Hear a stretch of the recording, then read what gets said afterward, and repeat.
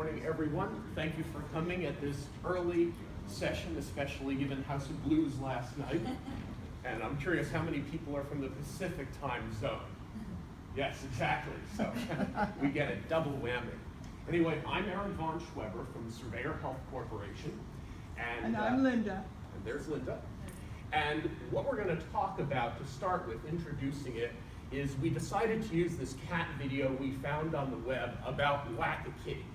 Now, besides everyone loving cat videos, there's a reason we want to show this. We were looking for whack-a-mole examples. The way we see healthcare, it's very much about whack-a-mole. You see a problem, a new diagnosis, you whack it. Well, that usually causes other problems to come up, iatrogenic problems. Or you get an alert and you have to react to it. You whack it, and now you get other problems, either in that encounter or later in another encounter. And so this problem is a reflection of that in healthcare, there are few ideal solutions. Diagnosis, testing, treatments, it's all a massive complex trade-offs. And as healthcare providers, the provider is constantly in a business of identifying and managing trade-offs. But our contention today is that the way this is being done is highly inefficient and not very pleasant for the providers of care or as safe as it could be. And so we're going to now be talking about using this metaphor as we move forward. In terms of my outline, I'm just going to dumb it down a bit. We're going to look at the problem. We're going to look at the problem conceptually and in concrete terms, and then we're going to look at the solution that we're posing to this problem, both at a high conceptual level and then very, very concrete and tangible. So that's sort of the outline of the talk, problem and solution. We'll cover the learning objectives and answers when we get to it at the end. Let me just start with this over on the right. So how many people here are at all related to doing medication reviews and medication management? Do we have any clinical pharmacists? So we have a few show of hands. So these are various programs from CMS, like medication therapy management, transitions of care management, chronic care management. There's about $22 billion of available reimbursements alone, never mind the health benefit savings, the outcome savings, from doing medication reviews. But the problem has been they take too long and they're too hard to do, and there's very little follow-up or action based on them. So what we're about, to dumb this down and just put it in a nutshell here, is to use power tools for med management to make pharmacists and nurse practitioners and care managers better, faster, and cheaper.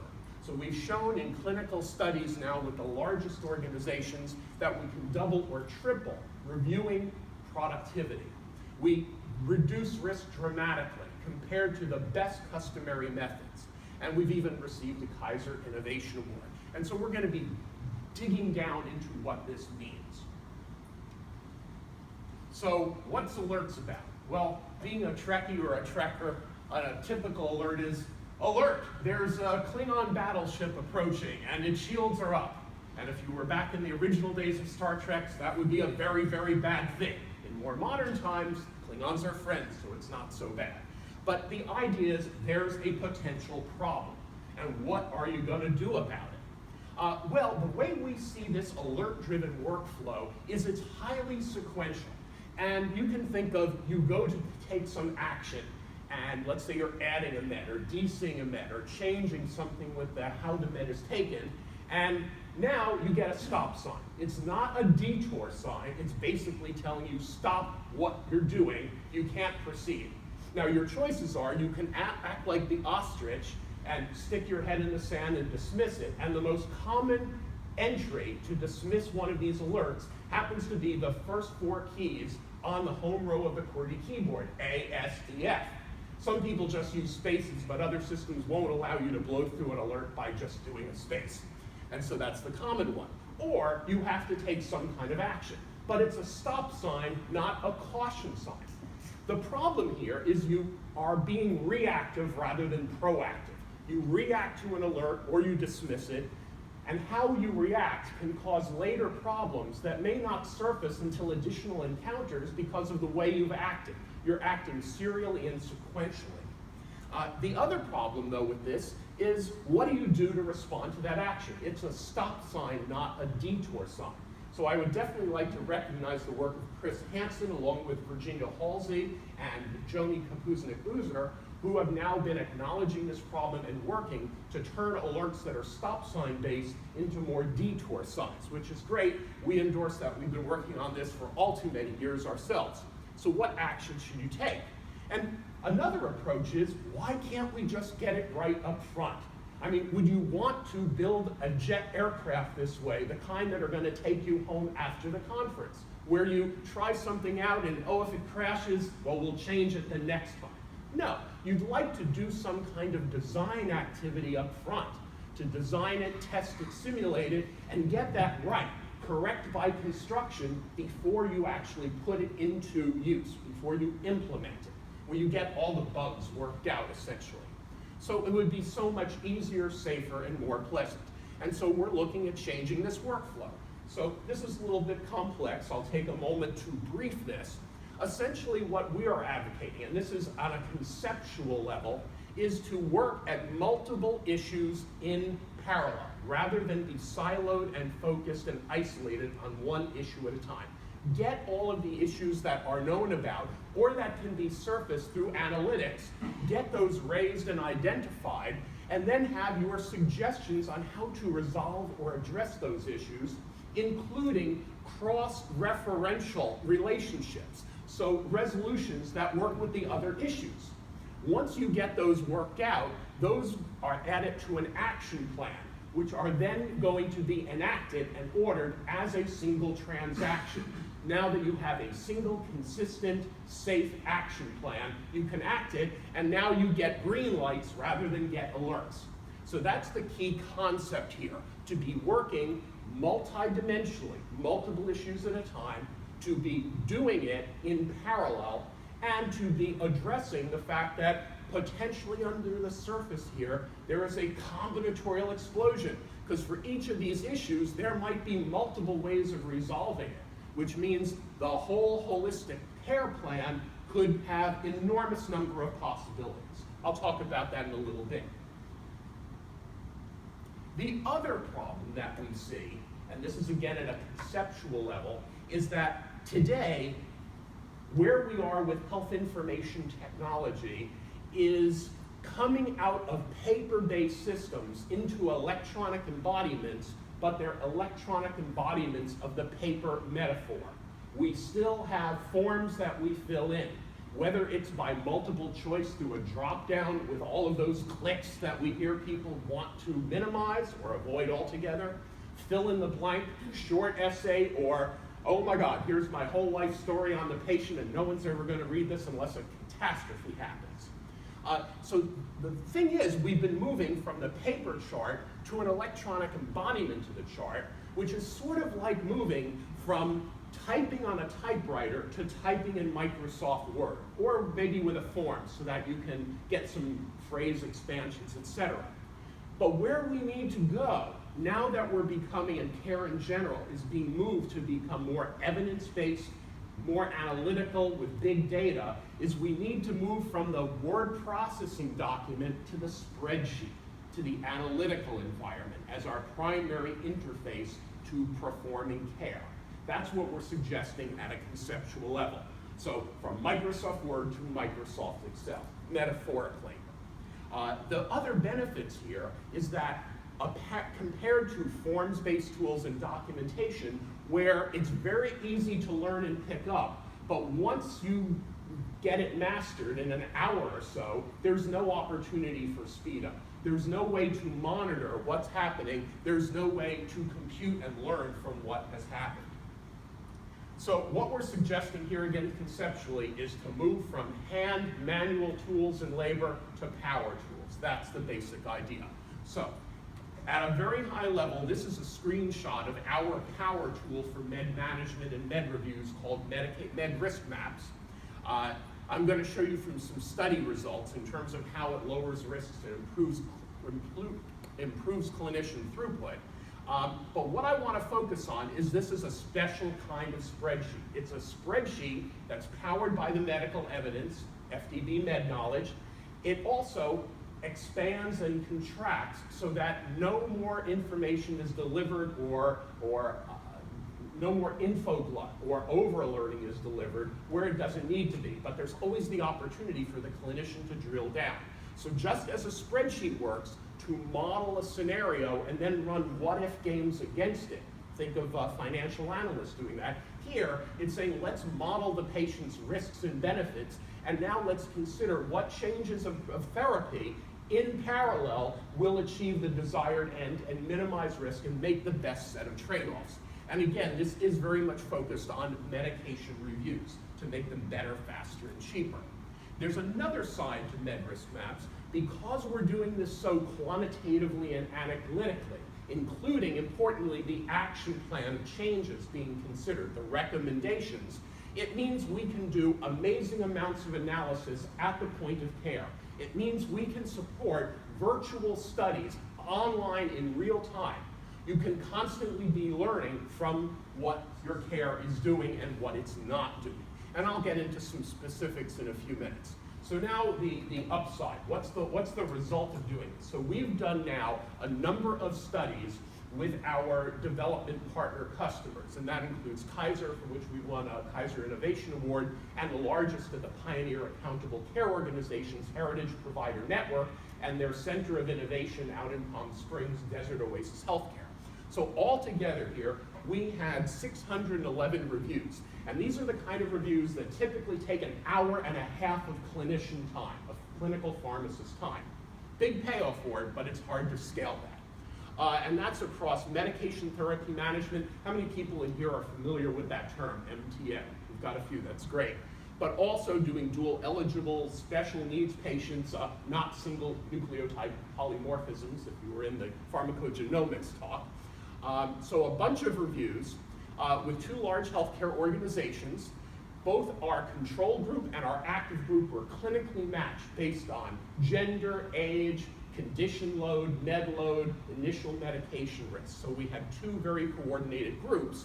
And then what we did is we used our real-time analytics to basically compare that clinical pharmacist doing reviews with a top 10 EHR, either Epic or NextGen, powered by FDB, MedKnowledge, compared to that same platform plus MedRiskMaps.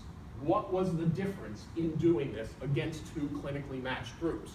Well, the results were highly significant with a substantial effect size. And actually, there's more recent data. This is now actually well over 50% reduction in time per review, which means now that clinical pharmacist, who's an expensive, valuable resource, can not only operate at the top of their license, but they can do 2 to 3 times as much work per unit of time, which lowers cost. We've also seen concomitant with that, so this is not either or, this is simultaneously, an 800% reduction in serious additive side effect risk, not just individual, but how toxicities add up and combine, not just 2 drugs at a time. But we've also reduced pairwise drug interactions. I should say our pharmacist users using our tool were able to do that. A 1,000% reduction in drug disease contraindications, a smaller reduction in Beers, HEDIS, and STOP. Why? Because these are organizations that really value their 5-star ratings and work like hell to maintain it. And so they've already been very focused, and yet we still achieved an improvement there, as well as a doubling in the reduction of these serious duplications.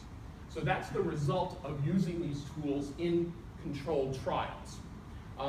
One more thing I'll point out, at our study at DOHC, which was presented at the end of 2014 at the ASHP conference, draw your attention to the top middle graph here. What this shows is that the pharmacists, using without our help, but with MedKnowledge, with a top 10 EHR, in order to achieve guideline compliance, they had to add medications. And adding those medications increased risk because of polypharmacy. But with our tool, they were still able to achieve guideline compliance while reducing risk. Why? Because we're taking this approach of precision medicine, of tailoring the treatments to that patient's needs, and therefore able to make smarter, intelligent decisions, not whacking a mole here and whacking a kitty there. Over here on the right, you can see that we have achieved reductions across all risk categories, not just one or another. And then at the bottom, this is just surfacing some of what the analytics shows. So we identify actually what changes your pharmacy team are making. What meds are they adding? What meds are they removing? So now let's go into some details. So if you've got them, put on your safety goggles, because this is different than what you're accustomed to. So here's MedRiskMaps. I'll give you the lay of the land. So there's a section for the patient record. There's a review workflow, which I'll mention in a moment. It's not regimented. It's not like wearing a straitjacket. There's a whole space for configuring the environment individually to the individual clinician to give them only the information they want and nothing more, but always to have that available at, shall I say, a click. Then there's the risk maps, which include our condition indications, which are for gaps in care, etc. Additive side effects. We're the only one in the industry to do this using advanced probabilistic artificial intelligence, Bayesian belief networks, for those who have been in the field for a while. Typical drug-drug interactions, drug disease contraindications, precautions, which is where you have beers, heat us, and stop, drugs to avoid in the elderly, and duplications. And you'll notice with the spreadsheet all collapsed together, the columns and rows, there is a summary column for the regimen before. Now, the users can actually do their MedRec either in their EHR and then bring the results over, or they can bring together results from multiple sources, EHR, SureScripts, etc., and do the MedRec in our tool. Once it's reconciled, that constitutes the before regimen, right? The point of truth, what's the patient actually doing? What is that indication? Oh, I thought I was getting a timing indication. Anyway, there's an action plan. Now in this screenshot, there's no action plan been developed yet, so the after regimen is the same as the before. So that's the basic idea of the lay of the land. There's also a search box for searching the risk landscape for patient chief complaints and emerging problems in symptomology. We'll go on to the next one. So if we open up the patient record, this is where we've brought the data over. We support the meaningful use protocols, which for those technical in the audience is direct and XDR messaging, etc., to interoperate with meaningful use compliant EHRs and EMRs. And so we basically get all of the structured clinical patient data, and there's also a review workflow, which you also can do MedRec in. Moving on, there's the clinical essentials map. So let me just tell you a little story. We shadowed pharmacists doing reviews for a long, long time. And one of the things we found is even those users who have the most advanced EHRs, to do these reviews, the EHRs are not providing them the data points in a way to power their own insight. Instead, they're spending 20 or 30 minutes hunting and pecking, I don't know how many clicks these are, in order to pull the data out and either put them together electronically or on a paper form or on a legal pad. Why? So that they can get the data in a form to power their insight. And what that meant was to be able to make disease management questions. Are the focal disease states of medication therapy management, like CAD and CKD and diabetes and hypertension, are those disease states being managed? Are the meds, according to the history of labs, are they being efficacious, or do they need to be tapered or titrated? Are they meeting guideline conformance? All in one picture, not hunting and pecking, not clicking around. Power their insights so that they can see the truth emerge.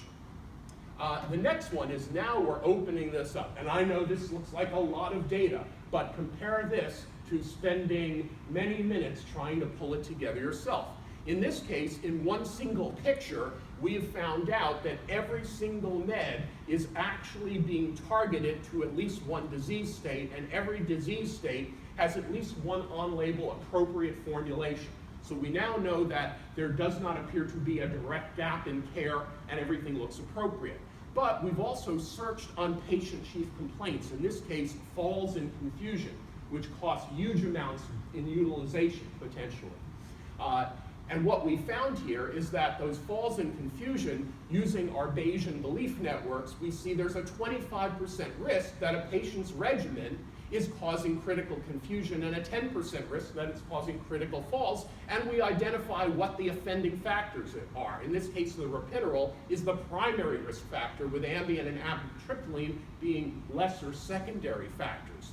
We've also identified that there's a serious contraindication for amitriptyline.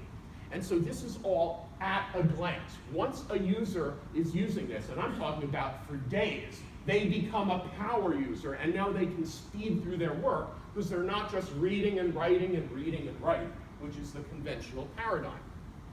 And in fact, here we see that the clinician has built an action plan.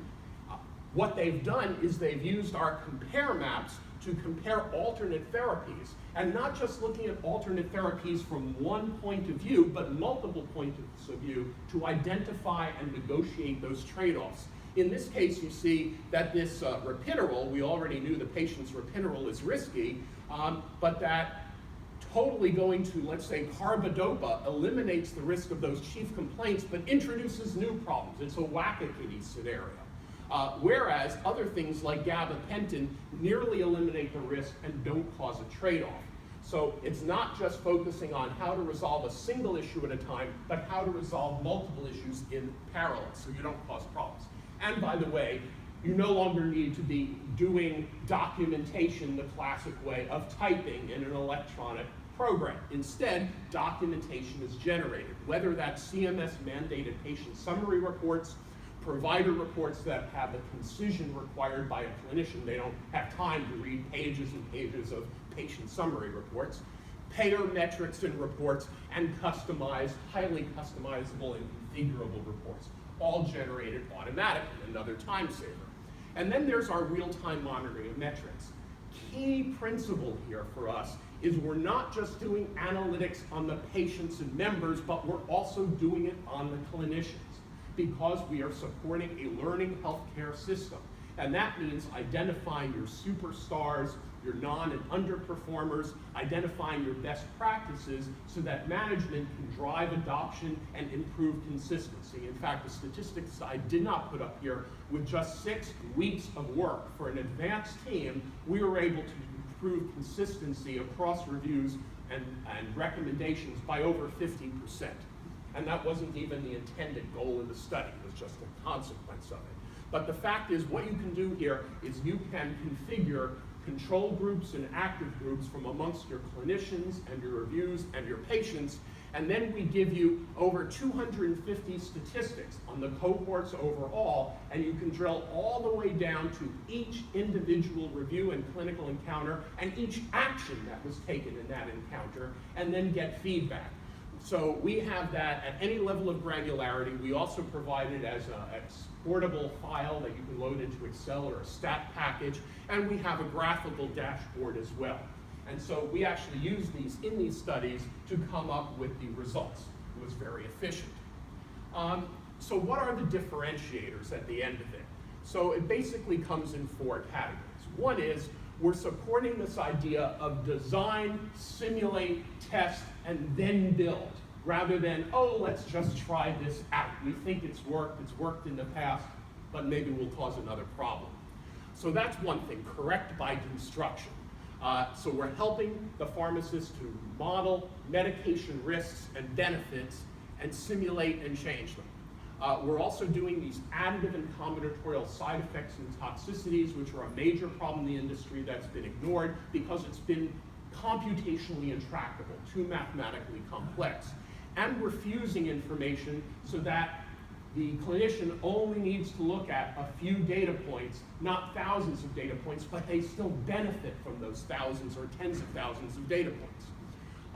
We're also, on management, helping to do that management faster and better and cheaper with the precision of clinical trials in your routine operations. We're also meeting all of the requirements that CMS and the federal government put upon us in terms of documenting. So now that you're not firsthand touching those documents immediately, we still need to achieve that compliance, and we do that. And then lastly, we also serve as an EHR extender. So far we've integrated with Epic and NextGen, we have others, we're now working with Cerner, in order to not just pull data out, but to write data back, place orders, and visually embed in those applications seamlessly so that there is no visual disruption in workflow. So, looking at the learning objectives, how am I doing on time, by the way? Yeah, plenty of time. Okay, so I'm moving fast. Yeah. Okay, so looking at the learning objectives, in terms how can we do better with medication alerts? Well, the answer is taking a holistic rather than an isolated approach. And by holistic, again, that means looking at multiple issues at a time, looking at multiple resolutions of those issues, and doing it in parallel and doing it faster and safer and better. In terms of how can power tools help, the key here is to get beyond the limitations of the documentation-centric approach. Okay? We're on this evolutionary path. We started with paper records, we moved to electronic embodiment of paper records and forms, and now it's time to move forward and actually leverage and exploit the capability that our computational infrastructure affords us. And then lastly, can we identify a radical improvement in the use of MedKnowledge? And not just MedKnowledge, but potentially order knowledge as well, and other First Data Bank and Hearst Health data commodities. And the answer is power tools like Surveyor Health are now shown to substantially reduce the time taken, so increasing efficiency and productivity, at reducing risk, and as more data sources come into the environment, it's highly configurable. We actually first used this core technology to optimize wireless military networks at DARPA, the Defense Advanced Research Projects Agency. So we're bringing in more data points. We're also going to be bringing in cost data, effectiveness data, and more guideline compliance data so that one has the whole picture when working on a patient's care. So we have all that. So the last slide I want to say is, we do have a final alert. You guys need to adopt clinical pharmacist power tools stat. It's really important. So the last thing I'll mention is we have a booth down in the exhibit hall on the FDB end. If you look around, you'll find us, and we're going to be there from 10:05 to I think 10:30 today. If you'd love to get a live online demonstration of this power tool. And then also up front, I've got some handouts on MedRiskMaps itself. And with that, I say thank you, and I'm open to questions.